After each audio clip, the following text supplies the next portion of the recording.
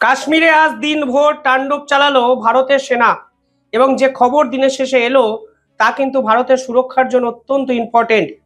যেখানে সেনাবাহিনীর পক্ষ থেকে অফিসিয়ালি জানানো হয়েছে কাশ্মীরের দুটো জঙ্গি ঘাঁটিকে সেনাবাহিনী সদস্যরা সম্পূর্ণভাবে গুড়িয়ে দিয়েছেন। আমি একটু আপনাদের তথ্য দেখাই, দেখবেন সেখানে বলা হচ্ছে two old terrorist hideouts during a joint search operation in the forest area has completely destroyed. অর্থাৎ এই মুহূর্তে কাশ্মীর জুড়ে বিভিন্ন জায়গায় ভারতের সেনাবাহিনী সার্চ অপারেশন চালাচ্ছে এবং ভারতের সেনাবাহিনী সদস্যরা মনে করছেন যে এই মুহূর্তে পাকিস্তান বহু ভারতীয়কেই ভারতের বিপক্ষে কাজে লাগানোর চেষ্টা করছে এবং তারা বিভিন্ন জায়গায় ছড়িয়ে ছিটিয়ে আছে এবং লোকাল সাপোর্টকে গ্যাদার করার চেষ্টা করছে, কারণ পাকিস্তান ক্রমাগত সীমান্ততে সিজফায়ার ভায়োলেটের পাশাপাশি ভারতের বিভিন্ন অঞ্চলে ড্রোন পাঠানোর চেষ্টা করছে, যার পিছনে ভারতীয়দের প্রত্যক্ষ বা পরোক্ষ মদত বিভিন্ন সময় সংবাদের শিরোনামে উঠে আসছে। আর এরকমই আজকে একটি সার্চ অপারেশনে ভারতের সেনাবাহিনী দুটি জঙ্গি ঘাঁটিকে সম্পূর্ণভাবে গুড়িয়ে দিয়েছে এবং আরও একটি সার্চ অপারেশনে 9 জনকে হাতে নাতে গ্রেফতার করা হয়েছে, যারা পাকিস্তান থেকে বিস্ফোরক কিছু পদার্থ ভারতবর্ষে নিয়ে আসছিল। আজকে প্রথম অপারেশনটি চালানো হয়েছে ড্যামহাল হাজিপাড়া সাউথ কাশ্মীরের কুলগাঁওয়ের কাছে। এই সাউথ কাশ্মীর প্রধানত সংবাদের শিরোনামে বারবার উঠে আসছে এই ধরনের অপারেশনের জন্য। কুলগাঁওতে কিছুদিন আগেও কিন্তু এই ধরনের অপারেশনের কথা আমরা জেনেছিলাম এবং সেখানে কিন্তু ভারতীয় সেনারা গুলি চালিয়ে জঙ্গি নেতাদের খতম করেছিলেন, কিন্তু আজকে জঙ্গি ঘাঁটিটাই সম্পূর্ণভাবে গুড়িয়ে দেওয়া হয়েছে এবং ভারতের সেনারা বুঝিয়ে দিয়েছেন কোনো অবস্থাতেই কাশ্মীরের সুরক্ষার সঙ্গে কোনো কম্প্রোমাইজ ভারত অন্তত এই মুহূর্তে করবে না। পাশাপাশি দেখুন, এই পুরো বিষয়টি আমাদের সামনে কিন্তু আরো একটা গুরুত্বপূর্ণ প্রশ্ন তুলে দিচ্ছে, তা হলো বহু ভারতীয়রা জেনে হোক বা না জেনে হোক ভারতকে অশান্ত করার কাজে কিন্তু লেগে পড়ছেন। বাংলাদেশ এবং বাংলা কিংবা পশ্চিমবঙ্গের এই বর্ডারের সমস্যাটা অন্যরকম, কিন্তু কাশ্মীরের বর্ডারের সমস্যাটা কিন্তু একদম আলাদা। আমাদের ভারতীয়রা বাংলাদেশ কিংবা পশ্চিমবঙ্গ, আসাম, ত্রিপুরা এই বর্ডারে কিভাবে ভারতকে অশান্ত করছেন? নকল ডকুমেন্ট বানিয়ে বিভিন্ন ধরনের Aadhaar card, voter card, PAN card, এই যে ডুপ্লিকেট কারবারটা করে তারা অজান্তেই বা জেনেই ভারতের সুরক্ষার সঙ্গে বড়সড় ছেলেখেলা খেলছেন। কিন্তু কাশ্মীর বর্ডারে যারা এই জঙ্গিদেরকে আশ্রয় দিচ্ছে তারা শুধুমাত্র ডকুমেন্ট বানিয়ে ক্ষান্ত থাকছে তা নয়, তারা ভারতের মিলিটারির বিপক্ষে গুরুত্বপূর্ণ পদক্ষেপ নেওয়ার জন্য পিছুপা হচ্ছেন না এবং তারা এগিয়ে যাচ্ছেন ফ্রন্ট ফুটে। পেহেলগাম হত্যাকাণ্ডের সময় আমরা দেখেছি কিভাবে কাশ্মীরের এক শিক্ষক এই র্যাডারে জড়িয়ে পড়েছেন। আজকে এই সার্চ অপারেশনের পর একটা জিনিস স্পষ্ট হয়ে যাচ্ছে যে কাশ্মীরের বহু জায়গায় এখনো লোকাল এমন কিছু মানুষ আছেন যারা এই পাকিস্তানের জঙ্গিদেরকে শেল্টার দিচ্ছেন। শুধুমাত্র ফোনের সিম কার্ড কিনে দেওয়া কিংবা Aadhaar card, voter card, PAN card বানানো নয়, তাদেরকে দিনের পর দিন শেল্টার দেওয়া হচ্ছে এবং পার্টিকুলারলি কাশ্মীরের বিভিন্ন জায়গায় বিভিন্ন ঘরে বসে ভারতের সেনাবাহিনীর বিপক্ষে অ্যাকশন নেওয়ার পরিকল্পনা করা হচ্ছে। তা ভাবলে খারাপ লাগলেও এটাও কিন্তু বাস্তব। পাশাপাশি আজকে আহমেদাবাদ এবং নাঙ্গিপাড়া ফরেস্ট, সেটা কিন্তু কাশ্মীরেই, সেই ফরেস্ট এরিয়াতে 9 জনকে হাতে নাতে ধরে ফেলে ভারতের সেনাবাহিনীর সদস্যরা, যারা পাকিস্তান থেকে বিস্ফোরক দ্রব্য ভারতে নিয়ে আসছিলেন। দেখুন, প্রত্যেকটি ক্ষেত্রে ভারতীয়দের নাম জড়িয়ে যাচ্ছে এবং এক্ষেত্রেও যে নাম জড়িয়ে গেছে তা কিন্তু ভারতের বাসিন্দাদেরই।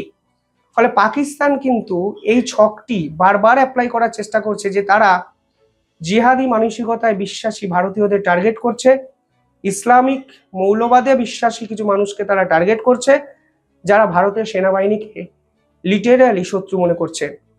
অজিত দোভাল একটি প্রেস কনফারেন্স করেছেন, যা নিয়ে বিভিন্ন জায়গায় আলোচনা এই মুহূর্তে হচ্ছেন।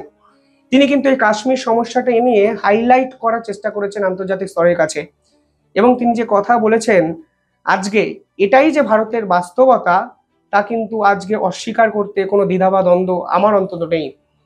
তিনি বলেছেন 2014 সাল থেকে যদি তথ্য দেখেন তাহলে দেখবেন ভারতের বিস্তীর্ণ অঞ্চল জুড়ে সন্ত্রাসবাদ তো কমেইছে, লেফট এক্সট্রিমিস্ট যারা কমিউনিস্ট, যারা মার্ক্সবাদে বিশ্বাস করেন অথচ মাওবাদী, সেই রকম অশান্তকর ঘটনাও কিন্তু অনেকটা কমে গেছে এবং তথ্য বলছে 11% এসে এই পুরো বিষয়টা থেমেছে এবং এই পুরো বিষয়টি কমেছে শেষ 10 বছরে। কিন্তু কাশ্মীরের ইস্যুটি আলাদা। কাশ্মীরে যেটা হয় তাকে বলা হয় প্রক্সি ওয়ার, এবং তিনি এই পুরো বিষয়টাকে covert war against India by Pakistan এই তকমায় তকমায়িত করেছেন। তিনি বলেছেন দেশে তো আর কোথাও এই ধরনের সন্ত্রাসের ঘটনা আমরা শুনি না, আমরা শেষ 10 বছরে অনেকটা সুরক্ষিত করেছি আমাদের এই দেশকে। আমাদের সেনাবাহিনী, আমাদের ইন্টেলিজেন্স, আমাদের গোয়েন্দা দপ্তর, বিভিন্ন সেক্টর যেভাবে প্রাণপণ চেষ্টা করে এই মাওবাদী সমস্যা কিংবা সরকারি সেনার বিপক্ষে এই আন্দোলনকে বিভিন্ন ক্ষেত্রে দমিয়ে রেখেছেন তা নিঃসন্দেহে প্রশংসা প্রাপ্য। কিন্তু কাশ্মীরের এই সমস্যা, এটা কিন্তু প্রক্সি ওয়ার বাই পাকিস্তান, অর্থাৎ তিনি বোঝাতে চেয়েছেন কাশ্মীরের কিছু মানুষকে কাজে লাগিয়ে ভারতের বিপক্ষে পরিকল্পনা করা, ছক করা এই ষড়যন্ত্র দিনের পর দিন কিন্তু পাকিস্তানের পক্ষ থেকে করা হয়েছে, যা ভারত কিন্তু স্ট্রংলি পাল্টা দিয়েছে প্রতিটি পদক্ষেপে।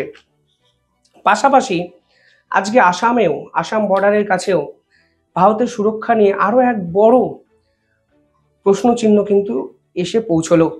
আসামের ক্যাচার এবং বাংলাদেশের করিমগঞ্জ, এই যে বর্ডারটি আছে, সেই বর্ডারে বহু বাংলাদেশি একত্রে ফের বিএসএফ এর সঙ্গে সংঘাতে জড়ালেন। বিষয়টা এরকম হয়ে যাচ্ছে যে বিএসএফ যখনই এই অবৈধ বাংলাদেশিকে আটকাতে চাইছে, তখনই এই অবৈধ বাংলাদেশিরা একজোট হয়ে বিএসএফ এর উপর হামলা করছেন। আর যখন বিএসএফ স্ট্রং অ্যাকশন নিয়ে গুলি চালাচ্ছে, তখনই মোহাম্মদ ইউনূসের সরকার আন্তর্জাতিককরণ করে ইস্যুটিকে ডিপ্লোম্যাটিক স্তরে বন্ধু জোগাড় করার চেষ্টা করছেন এবং ভারতের বিপক্ষে ষড়যন্ত্রে লিপ্ত হচ্ছেন।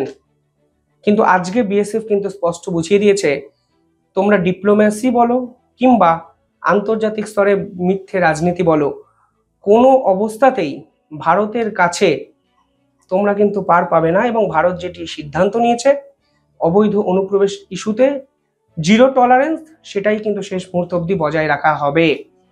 কিন্তু বিএসএফ এর উপর বারবার ঝাঁপিয়ে পড়া, বিএসএফই বা কতদিন সহ্য করবে? কখনো লোহা, কখনো শাবল, কখনো পাথর, বিভিন্ন ক্ষেত্রে বিএসএফ যারা সেনাবাহিনীর সদস্য তাদের উপর আপনারা দিনের পর দিন ঝাঁপিয়ে পড়বেন, আর ভারতকে নমনীয় হতে হবে, এই রকম প্রতিশ্রুতি ভারত আন্তর্জাতিক স্তরকে কোথাও দিয়েছে বলে আমি অন্তত জানি না। সেখানে বলা হয় কিছু ব্যক্তি বিএসএফ এর নামে স্লোগানিং করেন, নোংরা কথা বলেন এবং কিছু ক্ষেত্রে বিএসএফ কে আক্রমণ করার দিকেও এগিয়ে যান। পাশাপাশি এই ঘটনার মধ্যেও আরও একটি বর্ডার, তা হলো পাকিস্তান ভারত বর্ডার, ফিরোজপুর এবং জালালাবাদ। সেই পার্টিকুলার জায়গার এক বাসিন্দা হঠাৎ করে ভারতে ঢুকে পড়লেন পাঞ্জাব বর্ডার দিয়ে। মানে বোঝানোর চেষ্টা করছি আপনাকে, ওভারঅল যদি সামারাইজ করেন পুরো ঘটনাগুলো, তাহলে দেখবেন ভারতের পূর্ব দিক, ভারতের পশ্চিম দিক, ভারতের উত্তর পূর্ব দিক, ভারতের উত্তর পশ্চিম দিক কিংবা বঙ্গোপসাগরের কাছে বাংলাদেশ বর্ডার, প্রত্যেকটি জায়গায় ভারতকে অশান্ত করার নিখুঁত পরিকল্পনা করা হচ্ছে আন্তর্জাতিক স্তর থেকে। কখনো পাকিস্তান সামনে, কখনো বাংলাদেশ। কিন্তু একটু বুদ্ধি লাগালেই বোঝা যায় এরা শুধুমাত্র দাবার বোর্ডের একটি বোর্ডে, আসলে এদেরকে চালনা করছে বিশ্বের অন্য কোনো না কোনো প্রভাবশালী রাষ্ট্র, কারণ তারা ভারতের প্রভাব এবং প্রতিপত্তিটাকে কিছুতেই মেনে নিতে পারে না। যাই হোক, আপনারা কিভাবে দেখছেন পুরো বিষয়টি কমেন্টে জানাবেন। দেখতে থাকুন দ্য ইন্ডিপেন্ডেন্ট বেঙ্গল। ধন্যবাদ।